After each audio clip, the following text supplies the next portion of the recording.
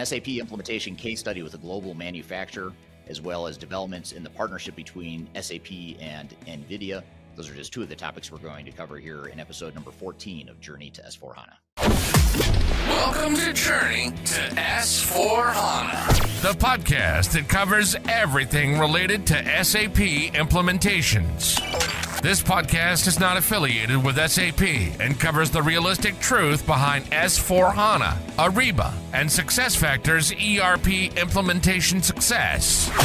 Whether you're new to the world of SAP, an existing ECC, or R3 customer, a multinational team, or a mid-sized organization, this podcast is for you. Now, here's your host, Eric Kimberly. Hello, welcome to episode number 14 of the Journey to S4HANA podcast. This is the podcast that covers everything you need to know about making your S4HANA implementation successful. My name is Eric Kimberling. I am the CEO of Third Stage Consulting. We're an independent consulting firm that helps clients throughout the world reach their third stage of digital transformation success. We help with S4HANA implementations as well as non-SAP implementations as well. And joining me as always is Darian Fiakuski. Darian, thanks for being here today. Yeah, thanks for having me. I'm really excited to get into this episode. Yeah, I'm excited too. We're down to the second to last episode. This is episode number 14. Next week is our season finale, and it's going to be a cliffhanger because we're going to have the head of innovation from SAP joining us from France, from Paris, France. He's going to be joining us next week. So you'll definitely want to watch next week's episode. But before I get too far ahead of ourselves, let's talk about today's episode. We've got a great guest coming up later today. We're going to talk about another implementation case study, another S4HANA implementation case study with someone named Mike Stone, who's the head of IT at a global manufacturing company based out of Canada. It's called ATS. He's going to share with us some of his lessons over the years, not just with his current S4HANA implementation, but he's an SAP expert that's been doing this a long time. He's going to be with us chatting about some of his lessons learned and advice for people going through S4HANA implementations. And in addition to that, we also are going to start off with some questions that we've uncovered from social media here in recent weeks. We'll cover some questions from the audience, and then we're also going to get into a noteworthy topic or newsworthy topic related to the partnership that SAP has with NVIDIA and some of the new developments in that. So all that being said, let's start with the audience questions. What have you got for us, Darian? Yeah, some interesting comments on social media lately. We have the first one being digital transformation is the foundation of integrating technology with broader business strategic objectives. Without a comprehensive understanding of business technical skills alone won't drive transformation. Therefore, it is crucial to balance seasoned professionals who understand business practices with young, innovative technical minds. What is your thoughts on this? What are the theories you use for what he's saying? Yeah, just a great question. I think it gets to the point of how important it is to have a diverse skill set to round out a complete team. You don't want to just have people that are only gurus in SAP, but they don't necessarily understand operations. You don't want just people that understand operations, but not SAP. And you want a mix of, people that are senior, have been doing this for a long time or seasoned, but also younger people that might have a fresher perspective and a unique look on not just the S4HANA implementation, but just the overall transformation in general. The same can be said too for the types of skills, not just the seniority of the resources, but also are you augmenting the operational and technical skills with change management experts and project management experts, certainly functional experts within SAP, also, on the architecture and integration side. So to be successful, you really need a pretty broad and diverse team to make that successful. Yeah, interesting. So it sounds like our audience is on the right track. They must be listening to the things you're saying. Yeah, that person is on track, whoever that is. Yeah. Great question and comment there. Yeah, absolutely. Our second comment is the most critical digital transformation for healthcare organizations occurred over a roughly 20-year period beginning in the late 1990s. This transformation of patient health records from paper charts to digital systems for creating and managing electronic medical records, often called the electronic health records. When considered as a vital part of patients' healthcare and maintenance, this was more transformative than most new systems that provide so-called digital transformations. Overall, in the healthcare, what are your thoughts on this? Is there really more new digital transformations that the healthcare industry will see that's bigger than that, maybe, or is that the biggest that we're going to see? It's a good question. I mean, I think electronic health records was definitely a big transformation that's been happening for decades, and some companies or some healthcare organizations are still trying to go through that and get caught up with their technologies. Mm-hmm. But I'd also say that now with AI and some of the emerging technologies around that, I think there's a lot of opportunity that patient care might be disrupted in a good way. We can use AI now to take all that information we've captured over the last couple of decades within electronic health records. Now you can start looking at patient outcomes and the results that physicians are actually achieving, and sort of start to use artificial intelligence to be smarter. Because I think one thing with at least the Western medical world is that I think it's so specialized that sometimes there's blind spots. People in the healthcare industry oftentimes have blind spots because they're specialists in one area and they don't necessarily have the complete picture, which you wouldn't expect any one person to be an expert in every aspect of healthcare. But AI could be a way for us to make more sense of data in ways that humans can't, because we're not experts in everything. So that might be one way I could see, if I were to pick an area that might disrupt healthcare or change healthcare even more than EHR, I would say AI might be it. Yeah, definitely. I'm interested to know if any predictive type of things can come out of AI as well in the healthcare industry. Yeah. That would be a really interesting thing. Like if somebody got their blood work done or their genes scanned, what could AI predict? For you, I guess. Yeah. And I know universities and doctors are always doing studies of different samples to see if they can find correlations of what's causing cancer, or what are the commonalities of people that have certain health conditions. But I think AI would probably take that to another level, because now you don't necessarily have to conduct a formal study. You could actually just take actual records from millions of patients throughout the world, tens of millions, hundreds of millions of patients, and have bigger sets of data that's well beyond what any small study that a human does could do.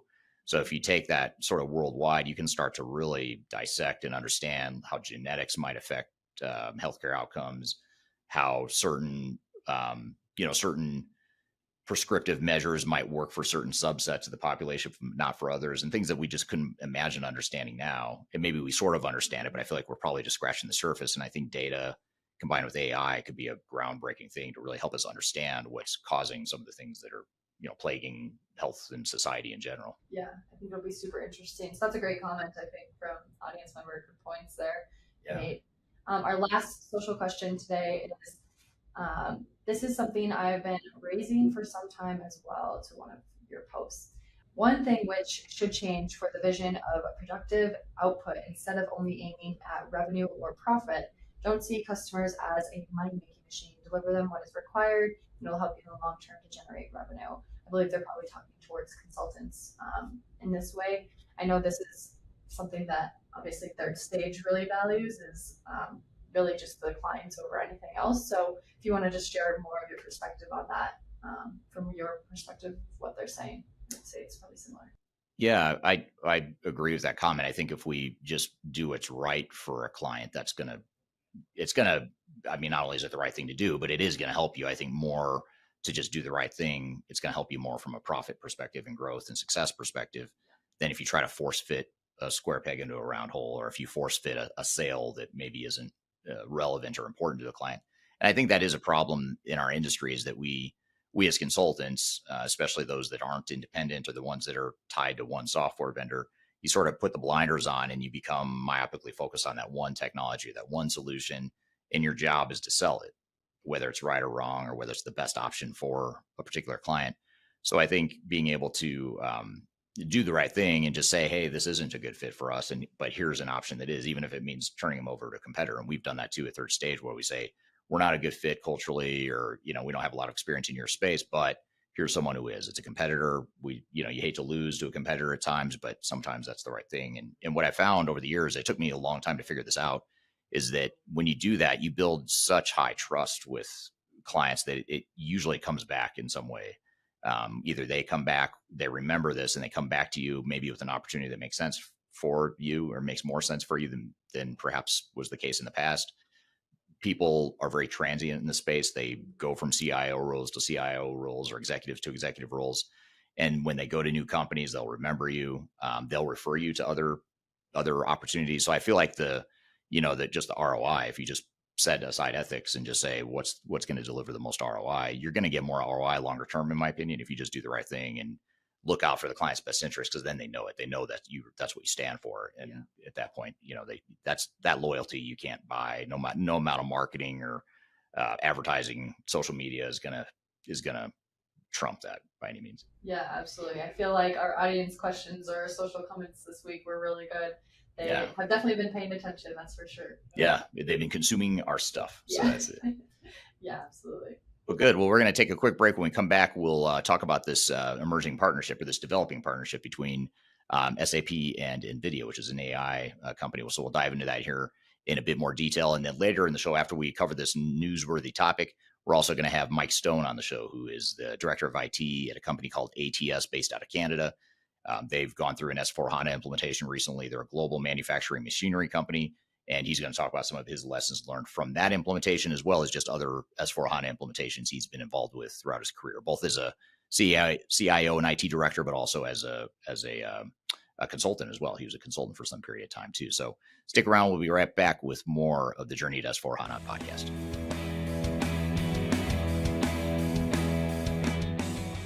Hi, this is Eric Kimberly, and I'm the CEO of Third Stage Consulting Group. And I wanted to take a moment and tell you a little bit about Third Stage and what we do and how we help clients through their S4HANA implementations.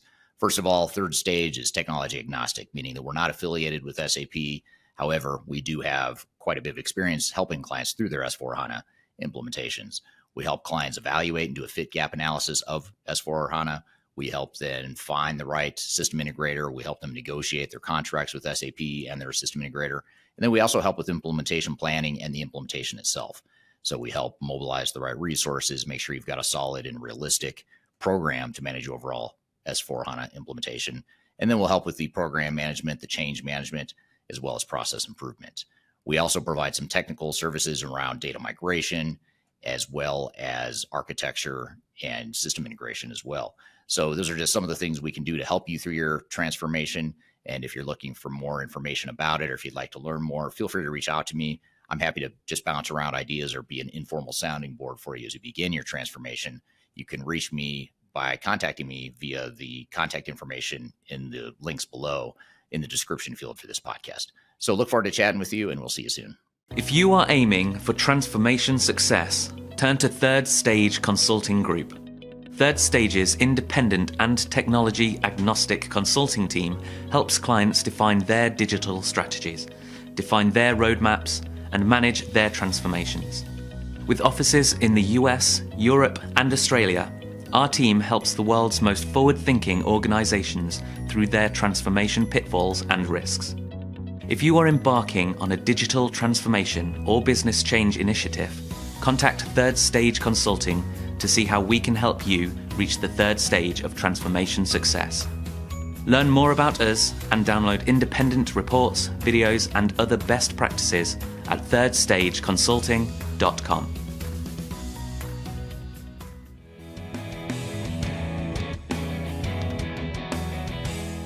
Hello, welcome back to episode number 14 of the Journey to S4HANA podcast. My name is Eric Kimberling here at Darian Fiakuski. You can find new episodes of this show every week by going to journeytosforhana.com. And you can also see all the past 13 episodes that you might have missed at journeytosforhana.com. This podcast is a tech agnostic and independent view of the S4HANA world and the world of implementations and the SAP community in general. Joining me as our co-host as always, is Darian Fiakuski, who I've already introduced. But Darian, you've got some newsworthy topics you wanted to cover here today. What have you got in store for us? Yeah, so there's an interesting development in the partnership between SAP and NVIDIA. They have expanded their partnership to integrate more generative AI capabilities across all SAP cloud solutions. This collaboration aims to leverage NVIDIA's AI enterprise software to enhance SAP's business AI, including Jolie Copilot and SAP's generative AI hub.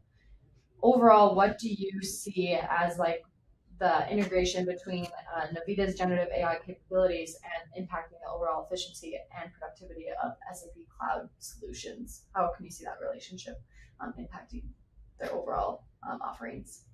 Well, it sounds like an interesting idea and a good idea in theory, primarily because SAP has always been good at building those back office systems, and that's kind of what they're known for. They've got the HANA platform now that they've focused on. Obviously, they've got their hands full trying to migrate a lot of their legacy customers over to the cloud, and they've also got their handfuls trying to complete all the transition of the capabilities from ECC and R3 over to S4HANA. So there's a lot there's a lot of balls in the air that SAP already has, and for them to now try to become an AI company overnight, that's a big stretch.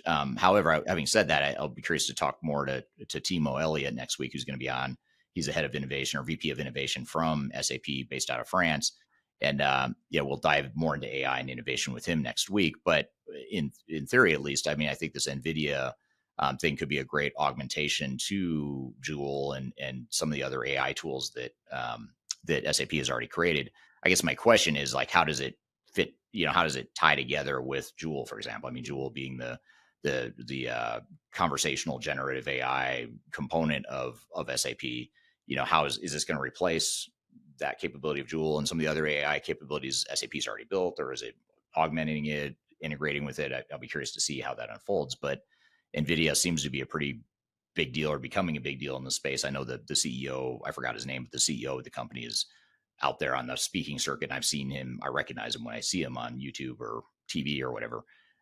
So I know that they seem to be a pretty big up and coming company, a very successful company. So it'd be interesting to see how those two powerhouses or behemoths sort of come together to create a better solution. But there's a lot of unknowns there. I think that we still need to understand how it ties into the overall SAP roadmap going forward.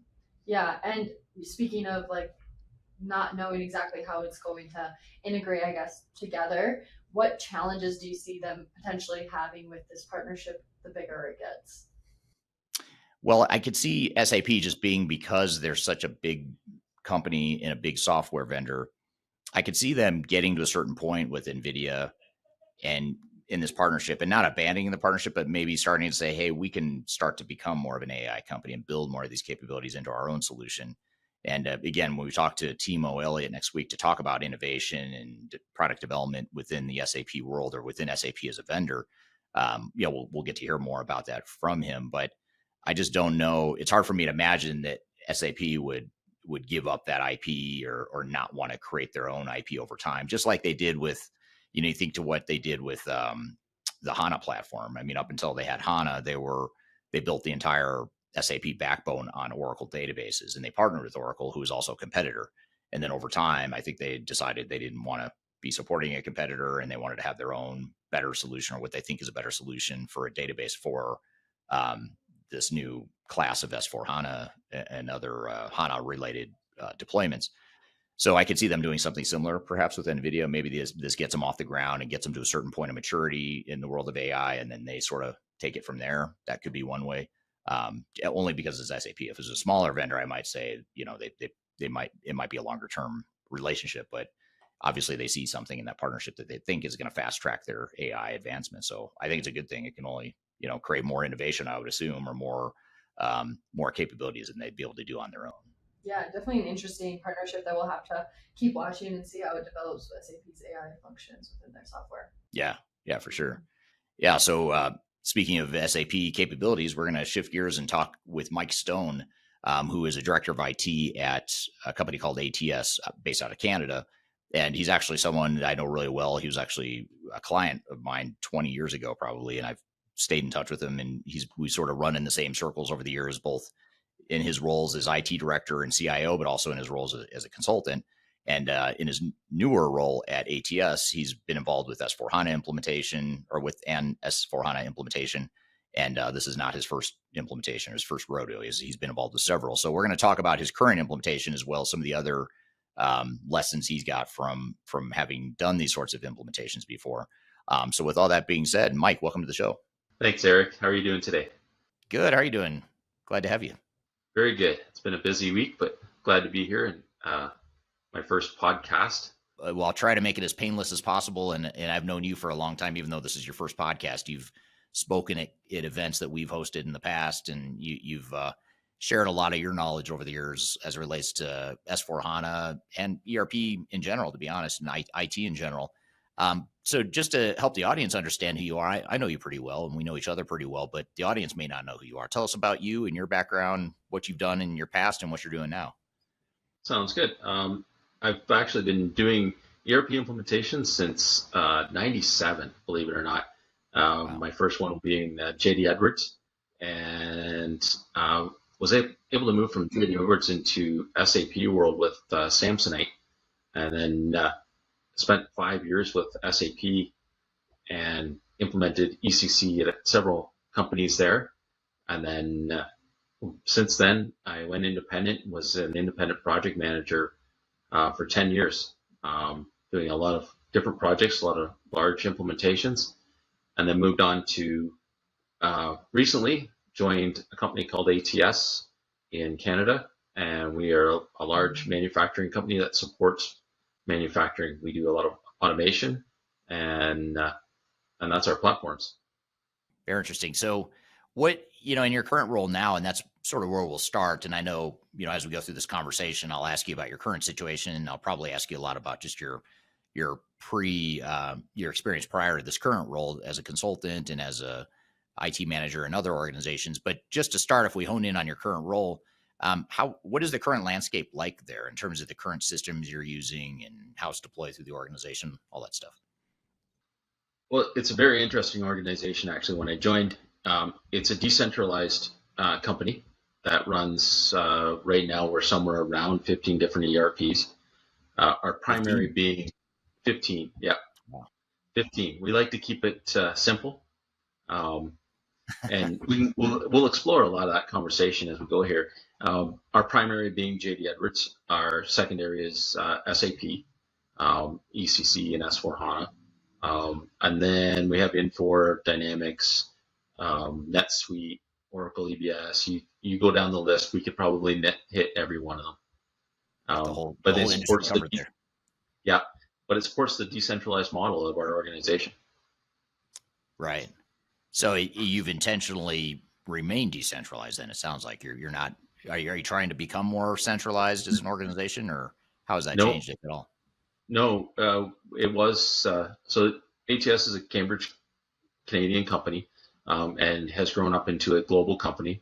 And in doing so, we've done it through acquisition, and the acquisition, as well as some grassroots growth, a lot of grassroots growth initially.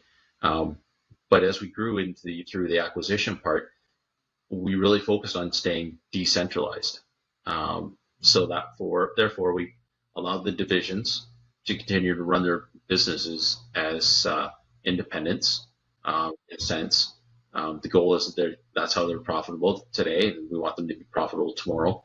And where we can help support, where the systems maybe hit end of life, then we do that, especially if there's no path forward.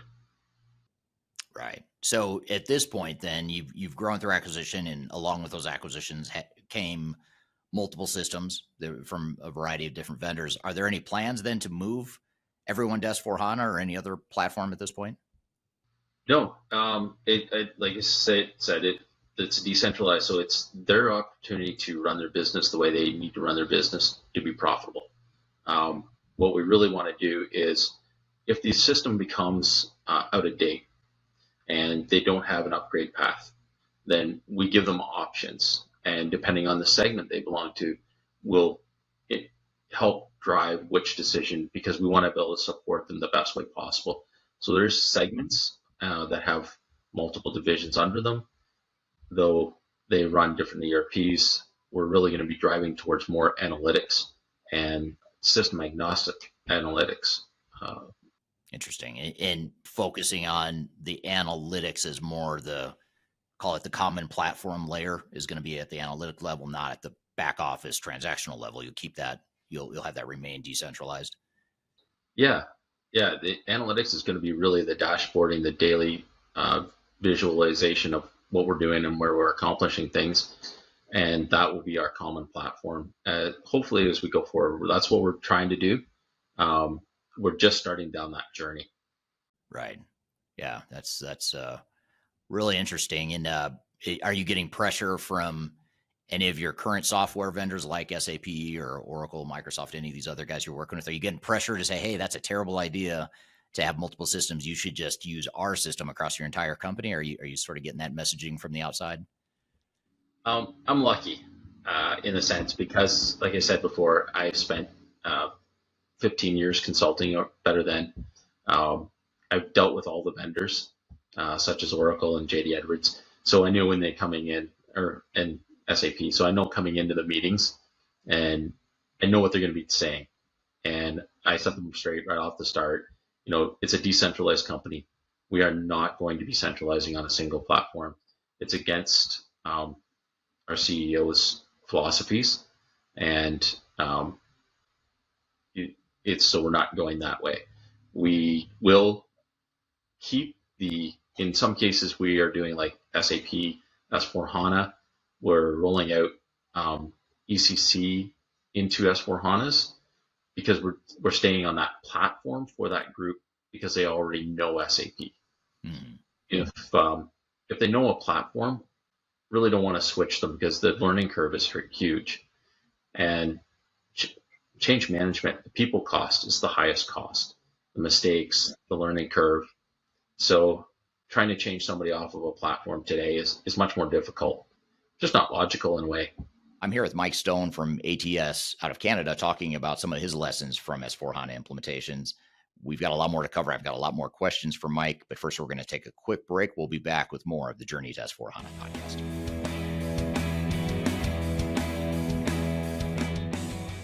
If you're going through an S4HANA implementation, you're looking for best practices and tips on how to make your project more successful, I encourage you to check out 2 resources that I made available to our listeners here on this podcast.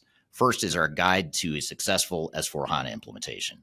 It's a paper that I wrote based on all of our clients that have implemented S4HANA, some of the lessons we've learned, some of the best practices that we typically advise our clients to follow when going through their S4HANA implementation. So be sure to check that out. You can find that in the links below in this podcast. You can also scan the QR code right in front of you. The second thing you might want to check out is an online course that I've created. It's a course that's called the Deep Dive into SAP S4HANA implementations. And in that 2.5-hour course, I get into all the basics of what SAP S4HANA is, what it takes to make the project more successful, how to manage change, how to handle the project planning, how to manage your system integrator, as well as some case studies from some of our clients and some of the lessons learned from some of our clients. So check out that training as well. So there's 2 things you can check out here, both in the links below. One is the guide to S4HANA implementations. The other is my S4HANA training course. So be sure to check it out. And our goal here is to help you be more successful in your transformation. So I hope you found this information useful, and we'll continue on with the show. Are you looking for ways to promote your product or service to enterprise technology decision makers and influencers throughout the world, like the ones who listen to this podcast? Major Tom Productions creates media, events, and influencer marketing for B2B technology providers. Our productions are exciting, educational, disruptive, and effective. Most importantly, they create results. Our content is unlike any other in this industry, engaging, influential, and trusted by technology buyers and influencers throughout the world. Each month, our productions reach hundreds of thousands of targeted buyers and decision makers who trust and engage with our honest and tech-agnostic content. With long-tail viral results and engagement with our content, Major Tom Productions provides a way to reach your target market and create awareness, calls to action, and a connection with potential customers. So collaborate with us today. Learn how we can feature your product or service on podcasts such as Transformation Ground Control, Journey to S4HANA, and Journey to Dynamics 365. We can also feature your brand on our YouTube channel called Digital Transformation with Eric Kimberling, which boasts over 100,000 subscribers and over 2 million video views per year. You can also participate in our in-person events, including our Digital Stratosphere Conference. Contact us today to learn more. We can tailor a marketing campaign that works for you. We look forward to helping more people learn more about and become engaged with your brand.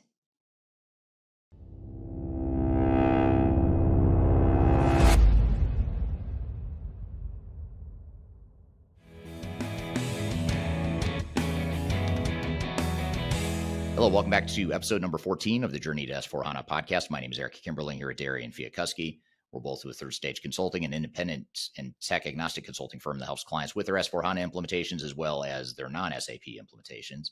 And you can find new episodes of this show every week by going to journeytosforhana.com. And you can also find past episodes of the show as well.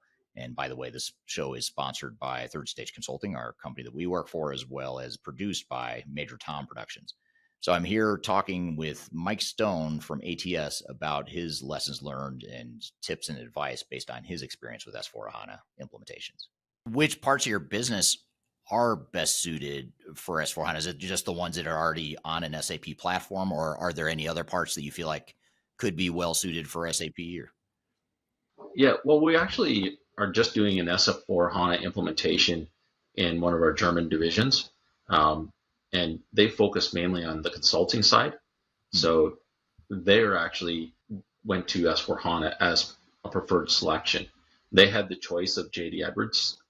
They were on a legacy system that was end of life. So they went to market and selected SAP S/4HANA over Oracle, EBS, or any of the other Oracle options and JD Edwards. Part of that probably is because they're based in Germany, and the resources for JD Edwards in Germany are not that high. It's very hard to find JD Edwards resources actually in Germany. I know everybody will probably be shocked at that. Right. But being that close to SAP, you would assume otherwise. So that's why we, they've selected it, and we support that, and they're getting through the process. It's not an easy process, obviously, when you're changing from one system to another, and but there was no option for them to stay on their current platform. They needed to move off of it, so they had selected S/4HANA, and they've actually selected the public cloud one. So, okay, that's interesting. So, based on other clients you've worked with in your past consulting life, how would you summarize or just generalize the types of organizations that are going to be best suited for S/4HANA? Well, the number one organizations that should look at S/4HANA are the ones running ECC. That's the reality. I mean, the keystrokes are similar. The tables, there's differences, but the reality is that the learning curve is much shorter. If you're going from a JD Edwards, I kind of question why. JD Edwards is a viable platform. It's still running. It's still getting support. We have 2 more releases coming this year. So I don't advocate for changing anybody unless it's actually needed. So in the case of our German division, that they've moved to S/4HANA, it was because we didn't have a solution that they could move that platform to. So they went out to market, they looked at everybody, and then they selected S/4HANA. And I think that's what you have to do, is you have to look at what are you doing today and what platform are you on, and does it have a viable life?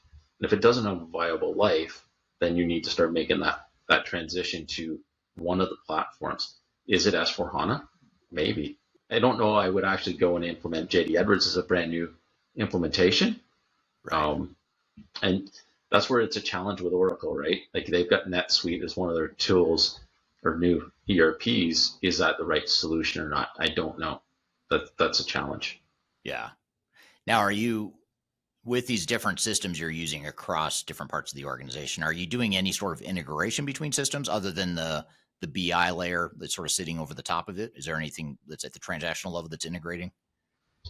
So we're working on a lot of integrations right now. It's a transition. We're in a transition time too. Initially, when I joined the company, the CIO, the prior CIO, had laid out that thou shalt be on SAP or thou shalt be on JD Edwards, and was really pushing that. Since I've joined, we moved away from that. And so we integrate to SuccessFactors. SuccessFactors is our primary HR system, and it literally is our only one at this point in time, with the exception of one organization that we just acquired this year. So we'll put in the plan when they'll move over to SuccessFactors as well, probably. And so we integrate SuccessFactors to the S/4HANA, the ECC, and we actually into JD Edwards as well. And we're going to continue to grow that implementation into whatever ERP is needed. And we also integrate to Autodesk Upchain. So Autodesk Upchain is our PLM system, and it's our selected. It's a cloud platform that we're using and works well. So we'll continue that integration there. We use MuleSoft as our primary integration tool. So when you guys have implemented S/4HANA at different business units within your company, and even just going to your past, as a consultant, helping different companies go through their S/4HANA implementations, what are some of the biggest challenges, if you were to summarize, some of the biggest challenges that organizations face, including your own? What are some of those things? Change management, people change management. Nobody likes to change. And you'll probably hear this on a lot of your podcasts, because I think it's a common theory or a problem that, but outside of that, then you get into data, and data is the next one. Data cleansing, data standardization. Because we have so many platforms, we haven't standardized our data. We're looking at that now as to, how do we get there? What do we need to do? We are not going to go to a single MDM, primarily because a lot of our data starts in our engineering systems. So how do you do that? And still have our engineers be effective? We don't want to stop them from designing and building. We need them to do it as fast as possible so we can get the machines out for sign off. Some of our business is ETO, so that's getting some big machines signed off very quickly. So what's DTO, just for those that don't know? Oh, sorry. Engineered to order. So engineered to order. Okay. Yeah. So we engineer our machines and build them for each specific customer. A lot of our business is a one and done because it's based on the square footage of the facility that's available to us, and then what are they trying to do. So you mentioned change management. That was the first kind of knee-jerk reaction, yeah. Which you're right. We talk about that a lot in this podcast and other podcasts we do. But what about those companies that are commonly on a legacy SAP product? You mentioned how it's easier to move from a existing SAP system to to S/4HANA versus moving from, say, JD Edwards to S/4HANA. Yeah. In the cases of the legacy SAP customers, is change management still an issue, or is that going to be a lot easier for them and they don't need to worry as much about the people side of things? Well, I'll never say don't worry about people management, people change management. It doesn't matter what you're moving to and from. That's always a concern. And it's usually the first thing people cut out of the budget or reduce. And second is training. It always seems to be those two things get cut or reduced to the point where they become a problem. But is it easier to go from SAP ECC to S/4HANA? Yes. Two reasons. The functionality of the system, it's different, but it's like PlayStation 3, PlayStation 5. The buttons are still the same places. The keys are in the same places. Right. So you kind of, that move to me is a little bit easier. The other thing too, what I really appreciate from the SAP side is they did give us a roadmap. They did provide here's how you can get to, and they continue to build on that to go from ECC to S4. Sometimes I refer to it as a gravel road, and gravel roads get potholes. Right. Sometimes some of those gravel roads also get paved over by third parties that come along and help out and put things in place to help you get so it's a smoother ride. So don't expect it to be simple by any means, but it is going to be easier to go from ECC to S/4HANA than if you were to go from ECC to NetSuite. Right. And yes, I've done a little bit of work on NetSuite too. So. Yeah, it seems like the main difference with S/4HANA versus ECC and R3 is the architecture, which a lot of people don't see. The database and just the general architecture, but the look and feel, the nomenclature and things like that are a lot more similar than if you're moving from JD Edwards, NetSuite, D360, or Microsoft Dynamics, or whatever the case may be. Yeah, exactly, and it's that little bit of knowledge that makes the learning curve that much shorter.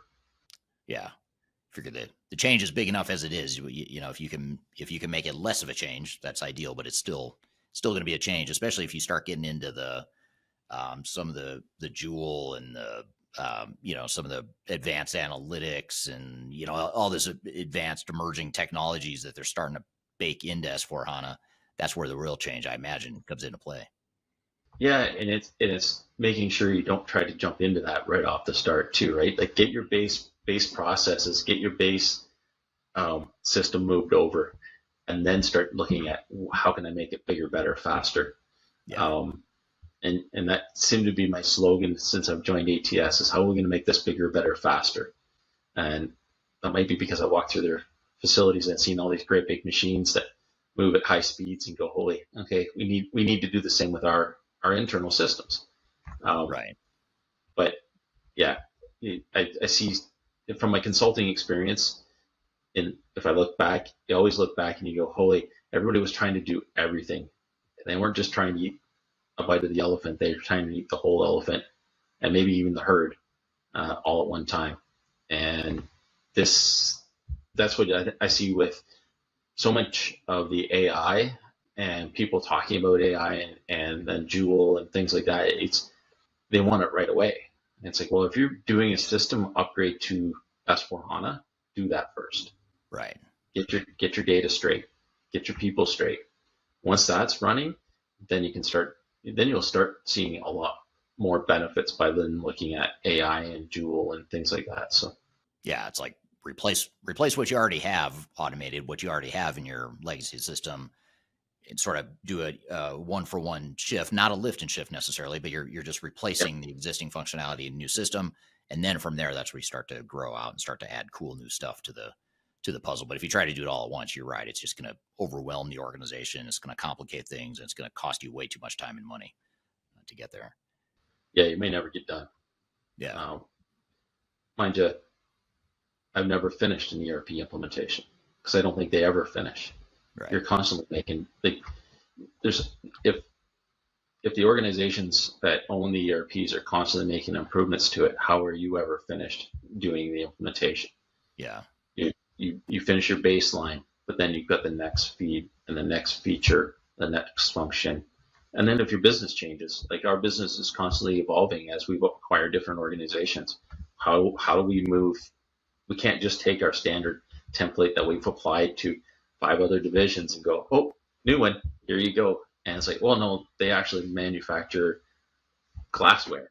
Oh, we don't do glassware anywhere else. So, okay, got it. We have to come up with a new template for them. I'm here with Mike Stone from ATS out of Canada talking about some of his lessons from S/4HANA implementations.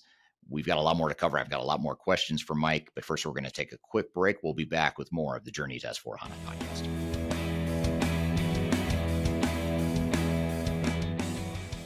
People oftentimes ask me how I built such a strong social media following on YouTube and LinkedIn and Facebook and other outlets.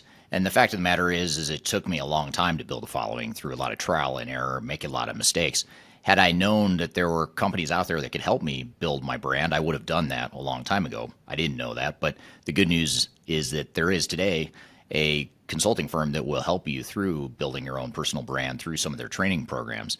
The company is called Roloff Consulting, and if you're familiar with Emma Roloff, she's someone that I've had on this podcast before, and she's well known in the digital transformation space as well as the sales space, and she's big on TikTok, YouTube, and LinkedIn. And she and her husband have started a training course and a training company that focuses on helping people build their personal brands and helping them to sell themselves digitally. So whether you're a salesperson that's trying to reach more customers or you're an individual that's just trying to build your personal brand, that's something that they help with through their training programs. And they've offered listeners of this podcast a free 5-day LinkedIn challenge. And I encourage you to check it out. I've included a link below for this podcast. If you go to the podcast notes, you'll find a link that gets you free access to this 5-day challenge where you'll get step-by-step guidance. You'll get real results. So you'll get some tangible results from the program. And you also get a special offer at the end of it. So it's exclusive to listeners of this podcast. Be sure to check out the link below if you want to work on building your personal brand, or if you're in sales and you're trying to reach more people. Whatever the case may be, check it out. It's free to listeners of this podcast. You can check it out via the link below. If you are involved in any sort of digital transformation or business change initiative, you'll want to download the Digital Transformation Report. With its comprehensive overview of business and technology trends and best practices, this report is a must-have guide for any transformation project or executive team. Download this free report by visiting Third Stage Consulting at thirdstage-consulting.com. You can also visit our website to learn more about us or download independent reports, videos, and other best practices. Again, visit thirdstage-consulting.com today to learn how you can take your transformation to the third stage of success.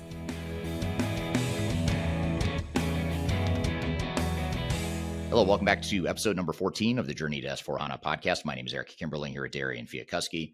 We're both with Third Stage Consulting, an independent and tech-agnostic consulting firm that helps clients with their S4HANA implementations as well as their non-SAP implementations. And you can find new episodes of this show every week by going to journeyto s4hana.com.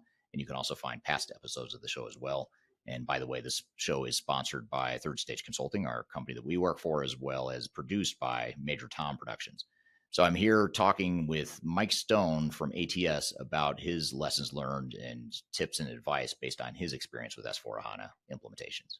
When you're implementing S4HANA, when you've implemented S4HANA in the past and been on implementation teams, you obviously need to find a system integrator or a technical implementation partner that can help you through that process. What are some of the things to consider or some of the lessons you have from choosing and managing those outside system integrators? Well, the one thing I think everybody forgets about system integrators, they're in business. They're in business to make money. Right. They're not in business to make your life better and not make money. So just like you're in business to buy, build, whatever your products are, services to make money. So you have to own the projects. You can't let them come in and manage the project and implement for you. You have to own it. You have to manage it. They can come in and be part of the management team and report back to you. But at the end of the day, the company has to really own the project and know where it's going. And know that, when you send out an RFP, that you're not giving all of the skeletons in your closet. You might think you are, but I've been on a lot of projects where we think we got all the skeletons, and then halfway through even a build phase, you find another dozen skeletons that nobody talked about. Well, we do this customer this way because they buy X billion dollars of stuff from us, and we're not going to change it on them because if we do, we could lose the customer. And nobody told you that because it's something that's done far down the line or something. Or it's something that one-off, unique, one person does, and nobody asked them during the RFP process. So I'd say that's the biggest thing is know who you're getting to partner with. Make sure you have a good relationship. Understand that they're in it to make money, but also understand that you want them to make money. Because if they weren't making money, first of all, they're not making money. They might not be very good at consulting. Two, they're not going to be there in 2 years when you need them again to help you with the next upgrade or the next AI feature function that you want them to help you with. So there is some advantages of partnering with some of the more senior organizations. And when I say senior, I don't necessarily mean the big 4 or 5 or 6. I don't know what they're at now. I think it's 4, but it could change anytime. Let's stay at 4. and always realize that the consultants you're bringing in, you're hiring them as if they're employees. So you have the right to refusal. I've seen a lot of projects where the business gets 5 consultants assigned to them, and they think they have to stick with those 5 consultants, and they never ask for a resume ahead of time. I'm doing a review of a consulting group right now, and they've sent me the 6 people, and I've reviewed them, and I'm questioning why. They don't have the experience. They don't have the industry that I'm looking for. So why do they make them special to come into my organization to train them on my dollar? Because now I'm going to be paying for them to learn my industry, to learn my systems, to advise us, to implement stuff. No, I'm not a training organization. You can make money on my projects, but I'm not going to train your people. So, well, I think you bring up it makes total sense, and I think you're bringing up an even bigger issue or point, which is you mentioned questioning resources or saying, hey, can I see the resumes? Or maybe this resource isn't working out. They're just not a good fit with our team. Maybe the personalities are clashing, whatever. You might have a bunch of reasons why, you might want to make a change on your SI team. But even beyond that, you start to look at things like, why do we have 50 people on this project? Do we need all 50 of these people? They're billing me by the hour, or, you've compressed this timeline down to this amount and we're operating at this monthly run rate that reflects that compressed time frame. And then if you extend it, now it's not like you're just going to spend the same amount of money. Now you're going to spend that same monthly run rate just over a longer period of time. So it's important to ask questions like, can we really get this done in 18 months or is it more like 24 months? And if it's 24, let's cut back on the monthly run rate and make sure that we spread that out versus trying to jam it all in up front, knowing full well that we're probably not going to get it done and we're probably going to run way over, which to your point, the SI makes more money if they run over. So you kind of have to be the one to be the responsible parent in the room to say, hey, SI, this doesn't make sense, or tell me why it makes sense. Help me understand why it makes sense. And just because you're not an expert in S/4HANA doesn't mean you can't ask critical questions to educate yourself and make sure you're all on the same page before you get too far into the project. Well, and project plans. Mm-hmm. Project plans are the key. You build a plan, then you work the plan. If you don't build the plan, you can't work the plan. And I've seen a lot of people going, well, we're agile. I have yet to see an ERP go live with all the modules you said you want to go live with, one at a time. So you can be as agile as you want, but you have to go through an integration test. You have to go through user acceptance testing. You have to go through mock cutovers. So is agile really agile? Yeah, I agree. And does it align with ERP? Because ERP, if you think about it, the concept of ERP runs counter to Agile, and Agile runs counter to ERP. ERP is meant to tie together end-to-end business processes, where Agile is more focused on, more incremental, isolated improvements to a business and doing it fast, which is great. You can always roll out the technology in that way, but post go live. But you're not going to roll out, 15 different modules by going through an Agile, or at least you're not going to roll it out in a way that works if you're in a 100% Agile environment. Yeah. So I think that's a big one that I've seen over the years. When Agile started coming out, everybody's like, oh, we can do this Agile. And it's like, you still have to go live together. So you're not Agile. And you have most ERP projects have a finite budget. They have a defined go live. Again, is that Agile? No. So let work backwards. When I did the project planning prior, as a senior project manager, I started backwards. Everybody always started going from here and laying out all the work and then seeing where it landed. I always worked backwards. I went, okay, I know I need take the end date. I know I want 4 weeks before the end date to be quiet so I can prep for my go live. I know 2 weeks for user acceptance testing. I know 4 weeks for integration test 3. I need 2 weeks between that and integration test 2. I prefer 3 integration tests. I know that I want 2 weeks in between those 2 test cycles. So, and usually 4 weeks is a solid integration test. So right there is your testing cycles. So you have to be done by X date if that's when you want to go live. Now, what do you need for resourcing? You figure out now what your workload is, and you start stacking that up to figure out what you need for resourcing and how many tasks you have to get done by then.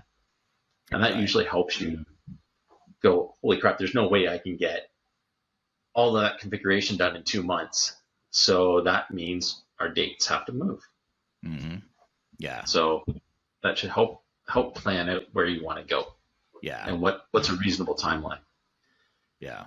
But again, I prefer 3 integration test cycles. I prefer at least 2 mock cutovers so that you know what you're doing, what you're getting into.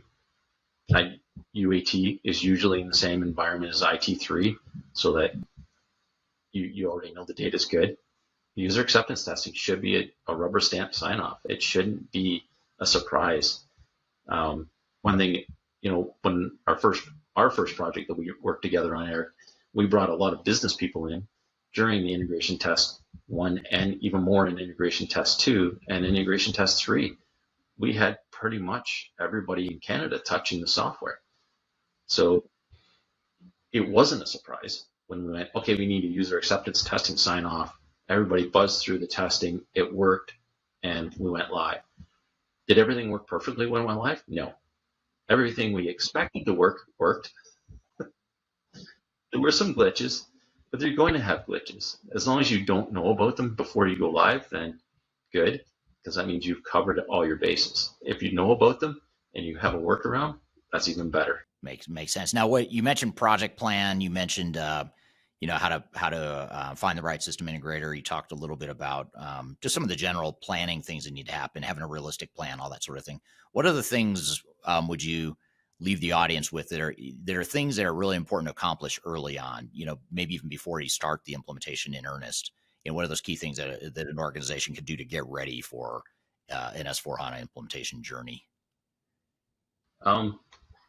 In my opinion, it's never wasted to understand your current business processes and have them documented, because that helps your change management, especially if you're moving from another platform to any other one, SAP, Oracle, Dynamics, whatever it is. By having those, that helps your change management team identify where the gaps are and what's going to really impact your end users. And then data cleanup. I had a great consultant one time tell me, you look after the data will look after you. And it's not far from the truth. It's if you look after all the data, when you go live, the data will be in the right places at the right time so that you can run your business. And, I've applied that several times in projects and it's worked. So if the wheel goes around, why create another one? Exactly. Yeah. If it's working, don't fix it. Makes total sense. Well, I really appreciate your time here today, Mike. This is super helpful and, great overview of, some of the things you've learned over the years. It's always hard to cram it into about half an hour, but that's a good flyover view of some of your lessons learned. I appreciate you being here today. No problem. Thanks a lot, Eric. And maybe we'll get talking some more when I have a little more time at ATS and I can drive more into what we're doing there. Well, that was good stuff. Thank you again, Mike. I appreciate you being here today. And we've got a couple things we want to debrief and follow up on based on that conversation, some of the lessons that Mike shared. First, we're going to take a quick break. We'll be back with more of the Journey to S/4HANA podcast.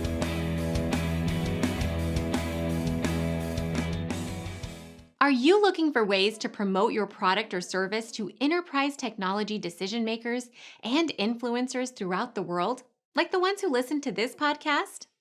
Major Tom Productions creates media, events, and influencer marketing for B2B technology providers. Our productions are exciting, educational, disruptive, and effective. Most importantly, they create results. Our content is unlike any other in this industry, engaging, influential, and trusted by technology buyers and influencers throughout the world. Each month, our productions reach hundreds of thousands of targeted buyers and decision makers who trust and engage with our honest and tech-agnostic content. With long-tail viral results and engagement with our content, Major Tom Productions provides a way to reach your target market and create awareness, calls to action, and a connection with potential customers. So collaborate with us today.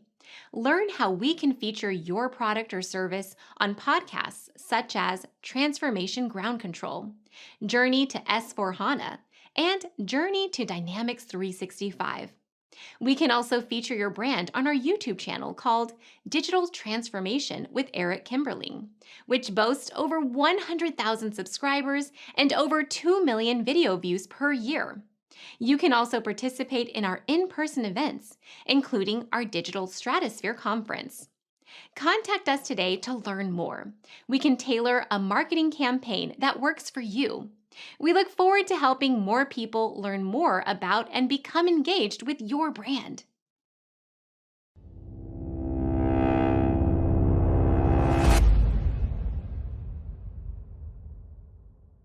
The last thing you want to have happen is for your digital transformation to end up in court.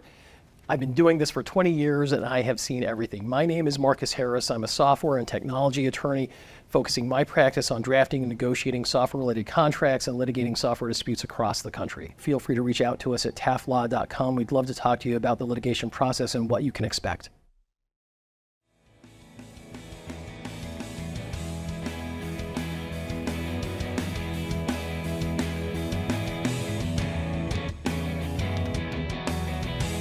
Hello, welcome back to episode number 14 of the Journey to S4HANA podcast. My name is Eric Kimberling here at Darian Fiakuski. You can find new episodes of the show every week by going to journeytosforhana.com.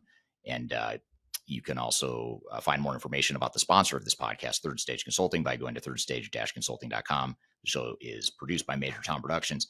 And we just had Mike Stone on the show from ATS. He talked about the good, the bad, the ugly, his battle wounds, and all his lessons from having done these sorts of S4HANA implementations in the past. What were some of your thoughts and takeaways, Darian? Yeah, overall, the conversation with Mike, I thought, was really interesting. I think he highlighted a lot of things like change management and data standardization as just key challenges organizations face while implementing SAP or just going through any ERP transitions at all.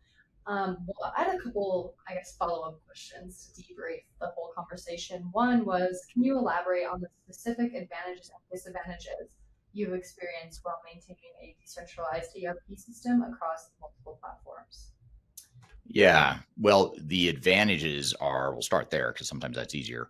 The advantages of that decentralized multi-platform environment is that it's a path of least resistance. You don't have to worry about ripping out those systems and trying to replace them all at the same time and get everyone onto a common operating model.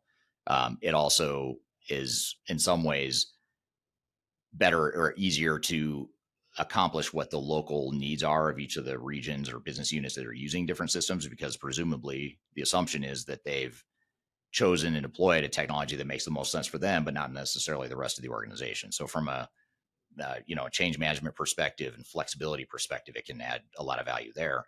The downside is that now you've got to maintain all these different systems. You've got to figure out how they all tie together. How are you going to integrate them? Where's the data going to reside? How are you going to keep a single source of truth? How are you going to train people in multiple systems over time and whatnot? So there's a lot of disadvantage too, and there's a lot of value and efficiency that comes with being on a single platform and a common business process and a common tool set. The ROI is oftentimes there, but the problem is the cost and the risk to get there is oftentimes too high for some organizations. They just don't feel comfortable with it. So I think a lot of what you've got to look at is, first of all, if you're going to go to S4HANA in that sort of environment, you've got a multi-platform environment now. Now you're going to move everything to S4HANA. You can do that, and certainly that there's a lot of reason why you might do that. But you want to make sure that you manage your risk and have a solid and realistic plan, and that you can ensure that you're getting an ROI to take on that cost and risk. Because again, it's probably going to be cheaper for you just to stay on multiple platforms, at least in the short term. It's going to be less risk in the short term. So, that's one way around that is to, or one thing you need to do is make sure you navigate and quantify what those costs and benefits are of both scenarios for you as an organization. And then you also have to look at your risk profile too. If you're a super conservative company that just is super risk adverse, rather than just telling yourself you're going to become less risk adverse and just go do this big project, you might say, well, we're going to go at a much more slower measured pace to get there if that is where we go. Or we might say, we're perfectly happy with this multi-platform approach. It's working. If it's not broken, it's working pretty well. Let's not put risk into the system or into our operations. And so that's perfectly fine as well. I know software vendors, especially, SAP and some of the system integrators might totally disagree and say, no, you should absolutely implement S4HANA across your entire company because it benefits them, the vendor, SAP. But you have to ask yourself, does it benefit you? And is it the right solution? So I think you just have to be super objective about it. Yeah, that makes a good point. And that was actually one of my next questions when you talk about doing you have a couple different vendors or platforms that your company is using. How do you then manage those relationships with the ERP vendors when they are really pushing you to just go to one centralized system? Well, you just have to remember it's your company. They can pressure all they want. Doesn't mean you have to do it. You're always being sold to about lots of different things in your business and personal life, and you say yes to the things that make sense and no to the things that don't. So I think the sales part of it, you just have to take it all with a grain of salt. And the world is not ending if you have multi-platforms. It may feel like it, or they may tell you it is. The world is not ending if you don't move to S4HANA across your entire enterprise by 2027 when SAP says you should. There's other options. There's third-party support options. You could do without support for a certain period of time. The world will not end, despite what SAP might say. The world is not going to end if you don't go all in on SAP or S4HANA right now.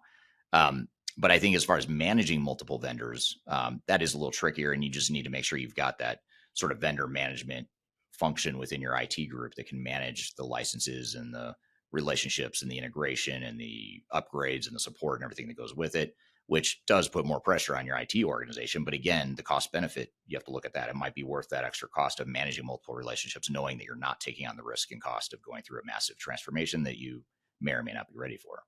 Yeah, super interesting. I think there's a lot of good points made in the conversation today with Mike. It was a really good conversation overall. Yeah, he's a great guest. We'd love to have him on, as he gets further along in his career and continues his career. I'd love to hear more about his journey and what other experiences and lessons and learnings he has along the way. So it should be a good conversation to have him back. And thank you to the audience here for joining today. Really appreciate you all being here. We're down to the wire here. One last episode next week, but it's going to be a doozy. It's going to be a good cliffhanger season finale where we bring on straight from Paris, France, VP of Innovation from SAP Direct. So we're going to have Timo Elliott on the show, who I've had a chance to talk to prior to next week's episode. And he's a really engaging, energetic guy, very smart guy. And I'm curious to hear his perspective of what's going on in the world of SAP innovation. So we're going to talk about that next week. So be sure to stick around. If you've missed any of the past episodes of this show, be sure to go to journey2s4hana.com. You can see or listen to all of the past episodes that we've done so far here in season 1. So I want to thank you all for being here. Thank you, Darian, for hosting again. Have a great week, and we'll see you next week on Journey to S4HANA.